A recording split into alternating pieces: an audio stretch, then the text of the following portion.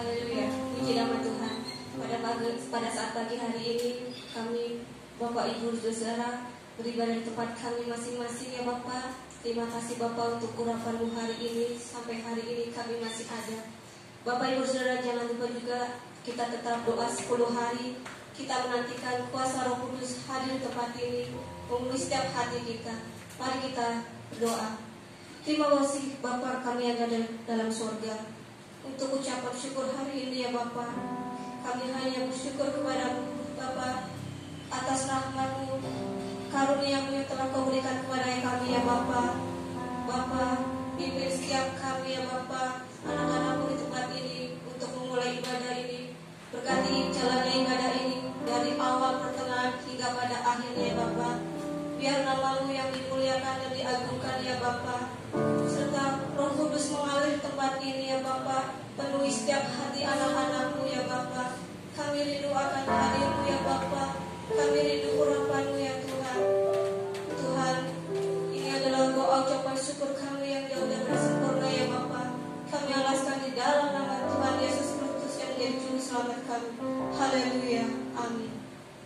Mengalirlah kuasa Roh Kudus, mengalir dari tempat ini, memenuhi setiap hati kami yang rindu akan Tuhan. Mari kita berpujian kuasa Roh Kudus. Haleluya.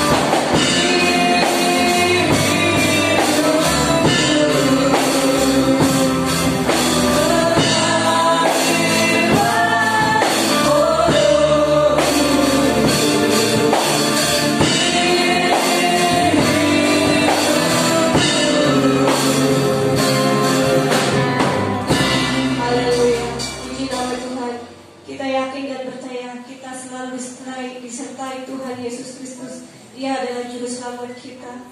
Roh Kudus tercurah di tempat ini, di tempat gereja kami, dimanapun kami berada. Kami yakin dan percaya Kau selalu urapi kami. Mari kita naikkan pujian. Roh Kudus tercurah di tempat ini.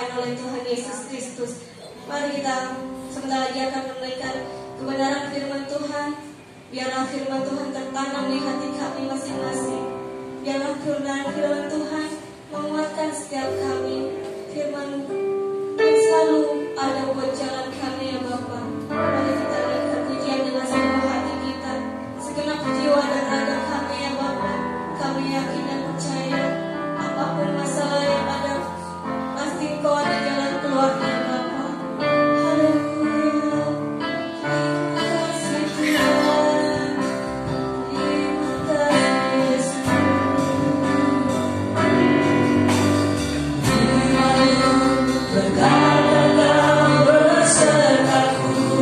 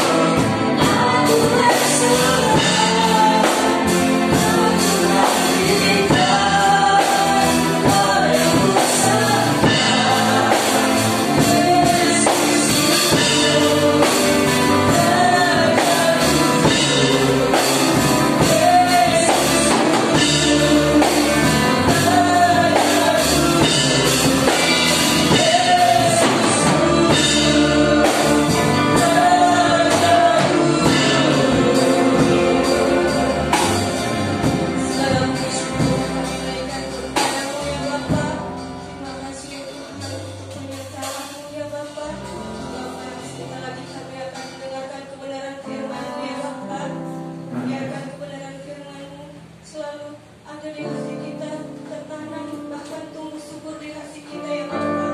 Kami yakin dan percaya firman-Mu nyata buat setiap kami ya Bapa, karena Engkau adalah juru selamat kami ya Bapa.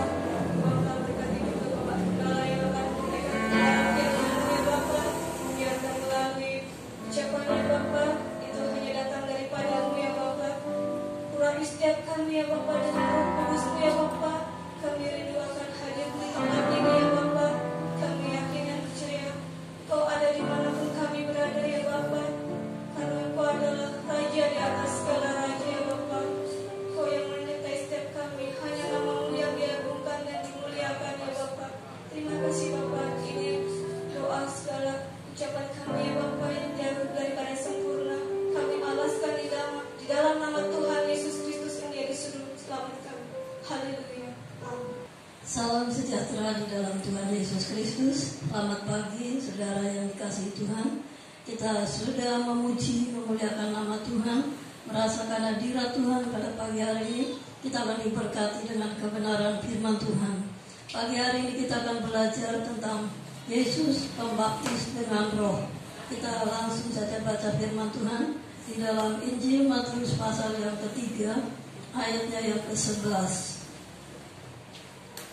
Injil Matius pasal yang ketiga, ayatnya yang ke-11. Demikian firman Tuhan.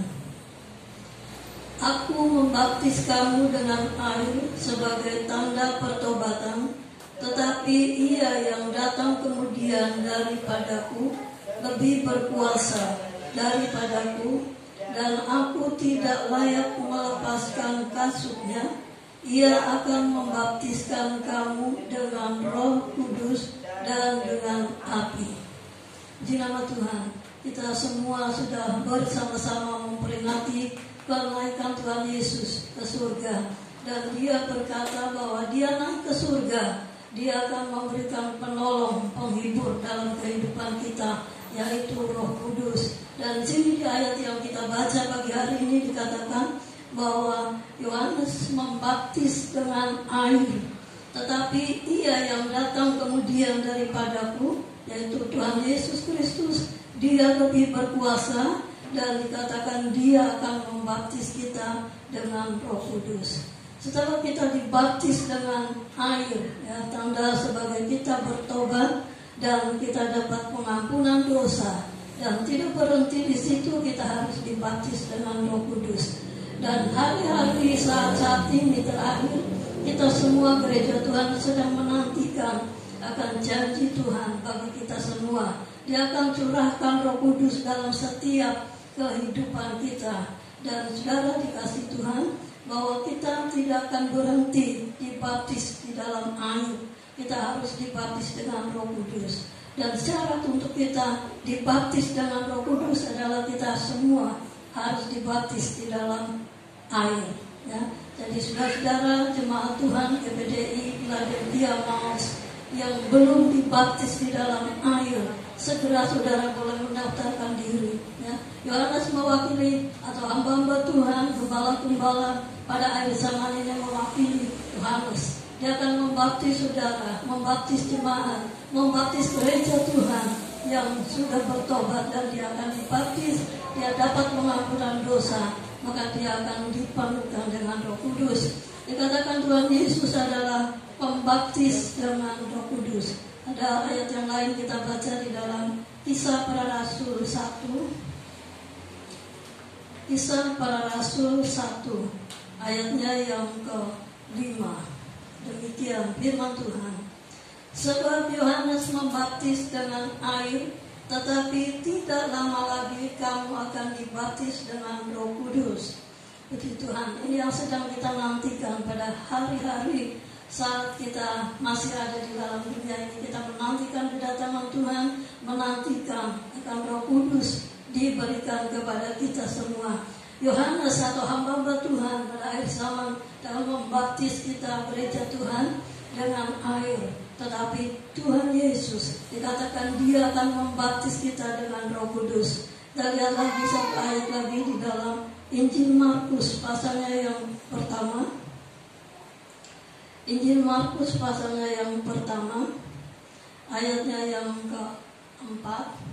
Demikian dikatakan, demikianlah Yohanes Pembaptis tampil di padang gurun dan menyerukan, bertobatlah dan berilah dirimu dibaptis, dan Allah akan mengampuni dosamu. Jadi kita bertobat dari segala kesalahan kita, dari dosa kita. Kita menyerahkan diri untuk dibaptis di dalam air. Dan dikatakan tidak lama kita akan dibaptis di dalam Roh Kudus. Tuhan Yesus memberikan contoh dalam ayatnya yang ke-7 dan ayatnya yang ke-8. Masih dalam Injil Markus 1. Inilah yang diberitakannya, sesudah aku akan datang, Ia yang lebih berkuasa daripadaku, membungkuk dan buka tali kasutnya pun aku tidak layak.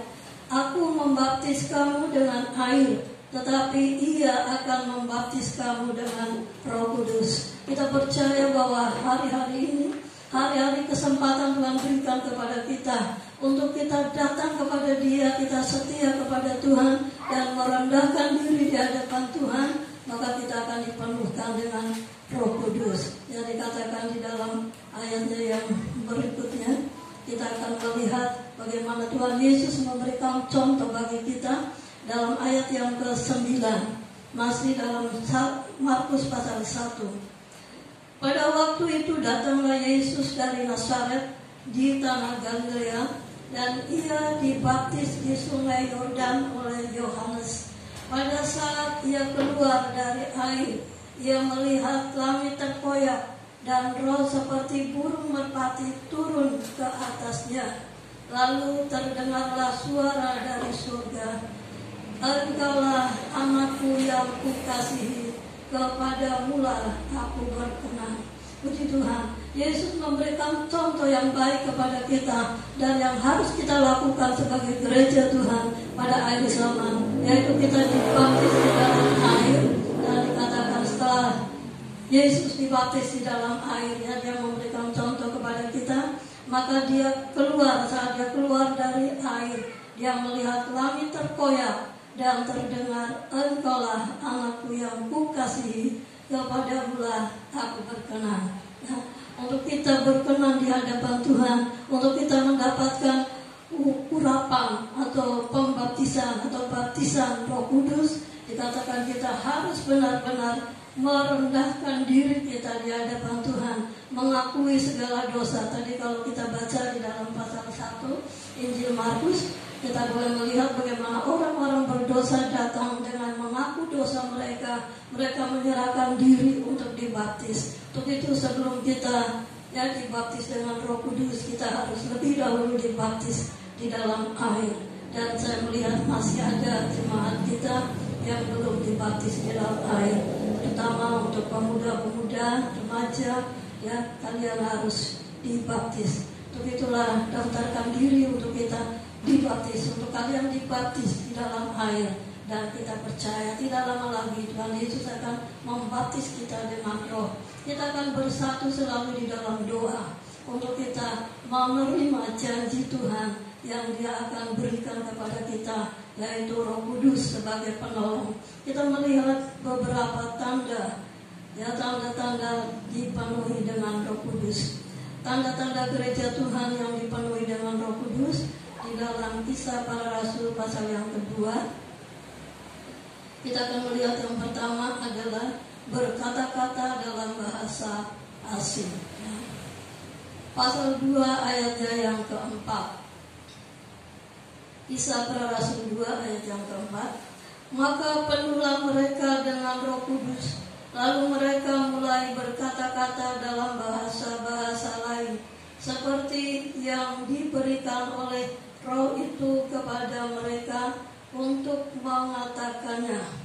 Ya, jadi tanda kita dipenuhi dengan Roh Kudus adalah kita berbahasa asing. Kita tidak tahu, ya, Roh Kudus berbicara dengan bahasa apa yang diberikan kepada gereja Tuhan.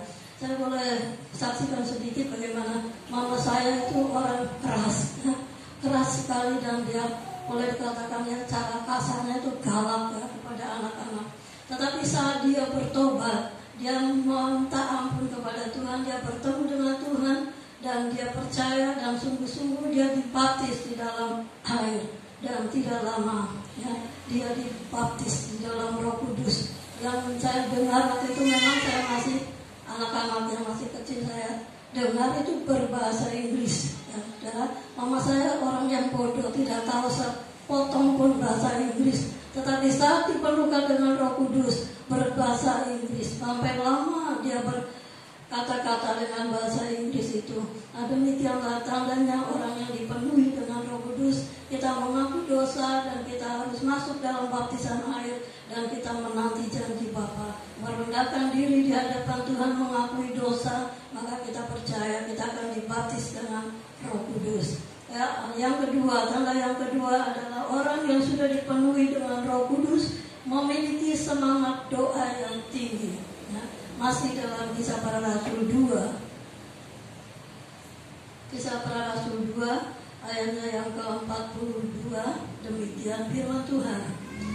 Mereka bertekun dalam pengajaran rasul-rasul dan dalam persekutuan, dan mereka selalu berkumpul untuk memecahkan roti dan berdoa.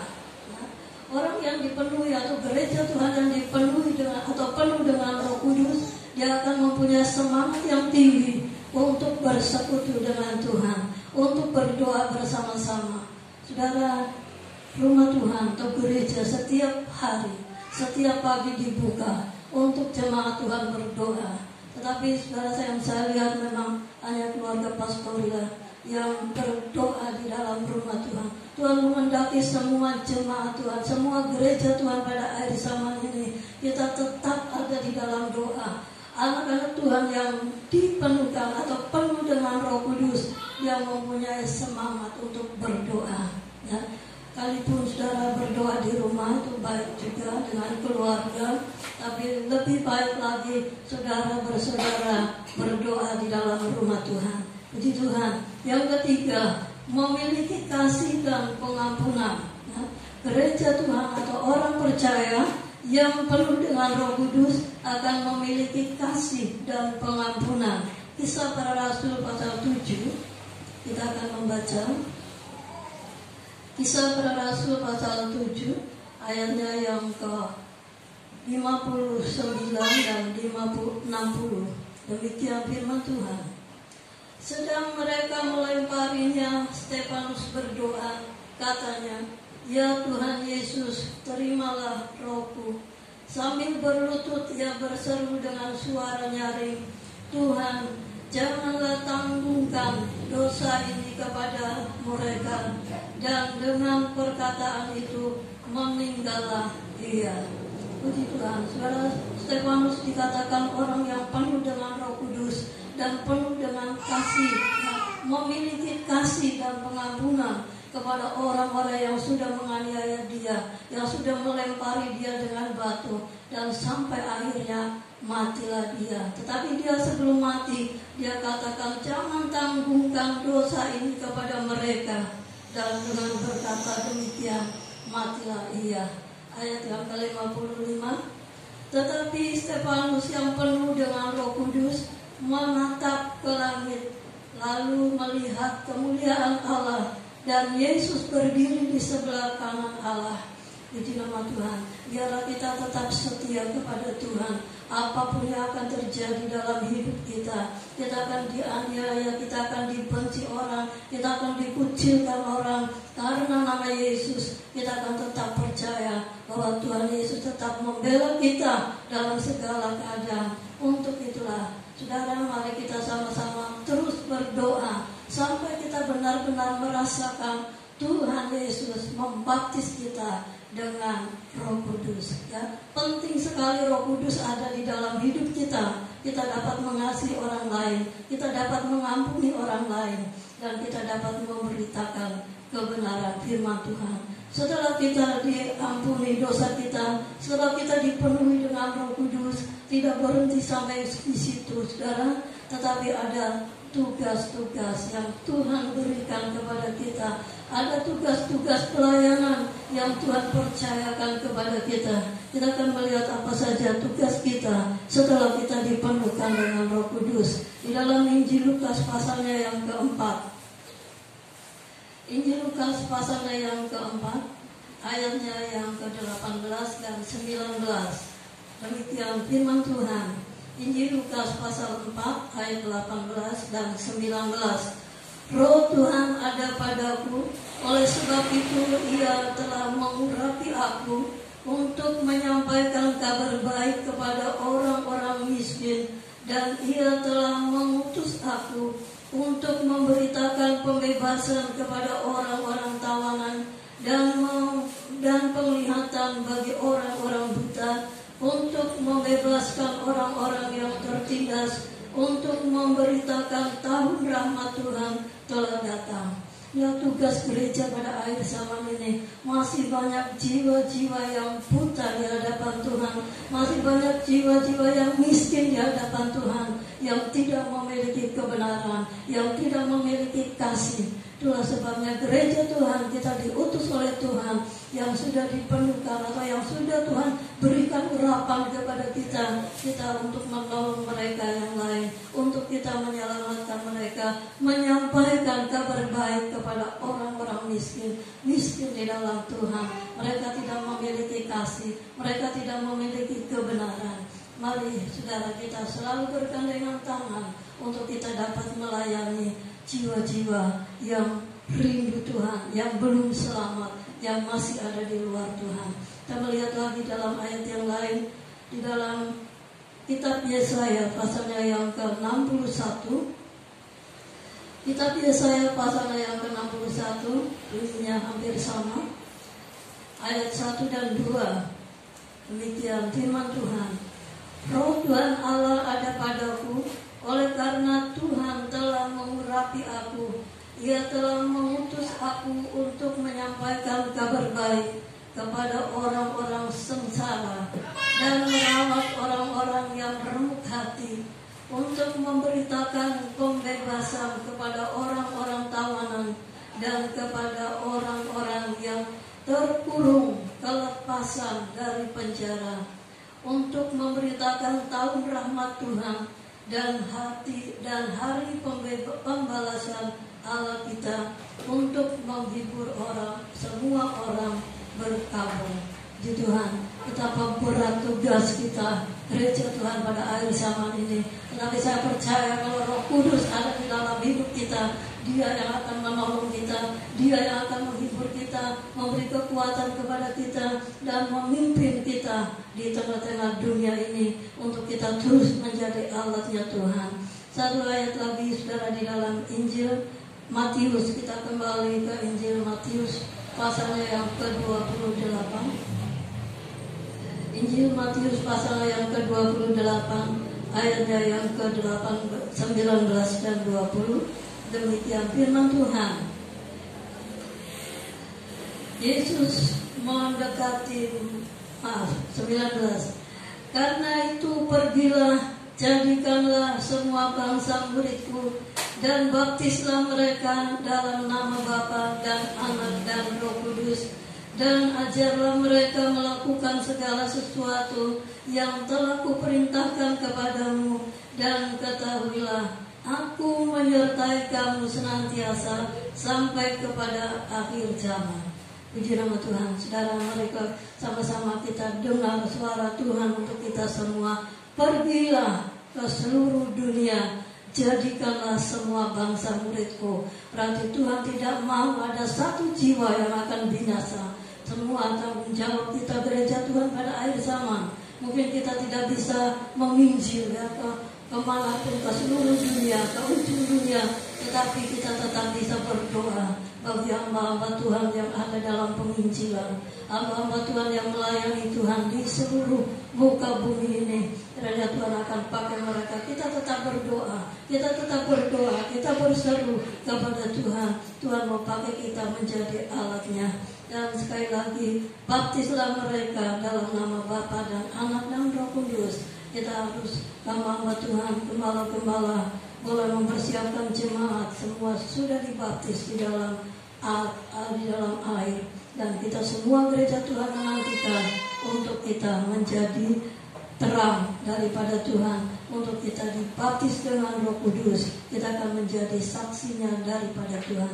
Ayat terakhir kita akan baca Kisah Para Rasul 1. Kita kembali ke Kisah Para Rasul ayat pasal 1 ayatnya yang ke-8. Demikian firman Tuhan. Tetapi kamu akan menerima kuasa kalau Roh Kudus turun ke atas kamu, dan kamu akan menjadi saksiku di Yerusalem dan di seluruh Yudea dan Samaria dan sampai ke ujung bumi. Puji nama Tuhan. Saudara yang terkasih, yang dikasihi oleh Tuhan, kita semua ada di hadirat Tuhan pada pagi hari ini. Dia Yesus pembaptis dengan Roh. Dia akan membaptis kita semua dengan Roh. Kita datang dengan segala kerendahan hati kita, dengan mohon ampun kepada Tuhan segala kesalahan, segala dosa, segala kejahatan yang sudah kita lakukan.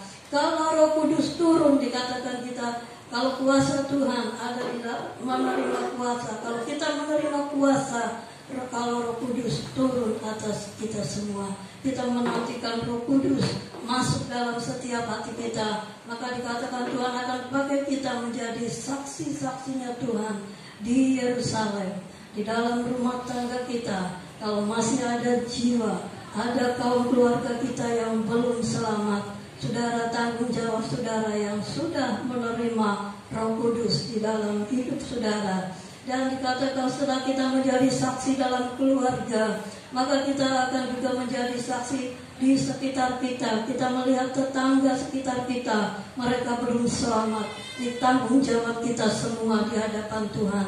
Dan sampai ke Samaria, desa-desa di mana kita ada, supaya kita tetap berdoa untuk desa kita, untuk keluarga-keluarga kita, untuk tetangga kita, dan sampai kita doakan sampai di ujung bumi doa kita, maka Tuhan akan mendengar setiap doa kita. Kita berdoa dengan satu hati, berdoa dengan tekun, maka doa kita akan sampai kepada Bapa. Kita semua dipenuhi dengan Roh Kudus yang memimpin kita di tengah-tengah dunia ini. Puji Tuhan, inilah renungan pada pagi hari ini untuk kita semua. Kita boleh mendengar dan kita boleh melakukan apa yang Tuhan kehendaki dalam hidup kita. Kita mau berdiri dan kita mau memuji Tuhan. Mari kita sama-sama menyembah Tuhan dengan pujian Roh Allah yang hidup. Roh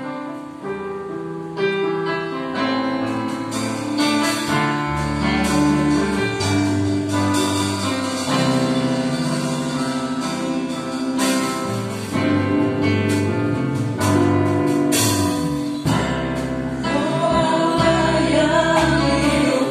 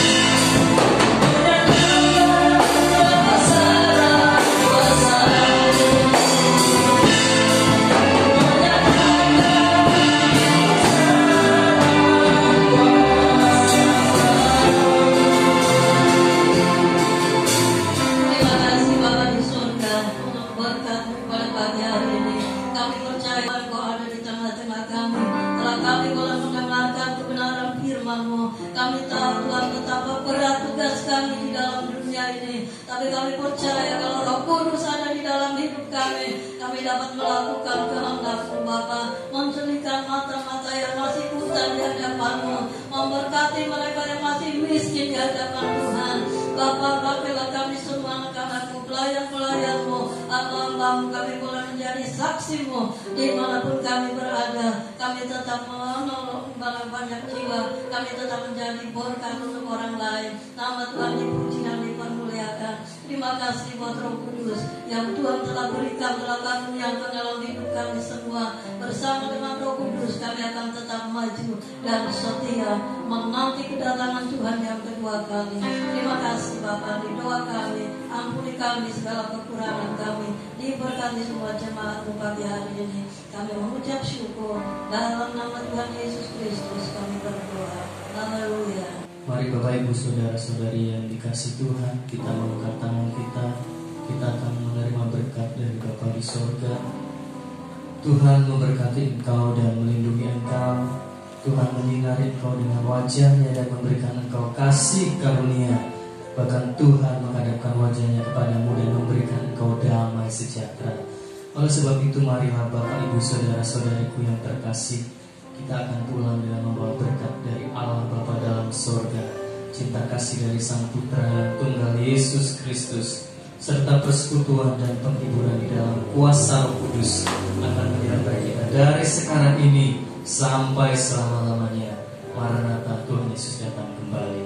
Doa berkat ini telah hamba panjatkan hanya di dalam satu nama yang ajaib, nama yang besar, nama di atas segala nama, yaitulah nama Tuhan Yesus Kristus. Dan kita yang diberkati Tuhan, mengasihi Yesus, sama-sama katakan amin. Tuhan Yesus memberkati.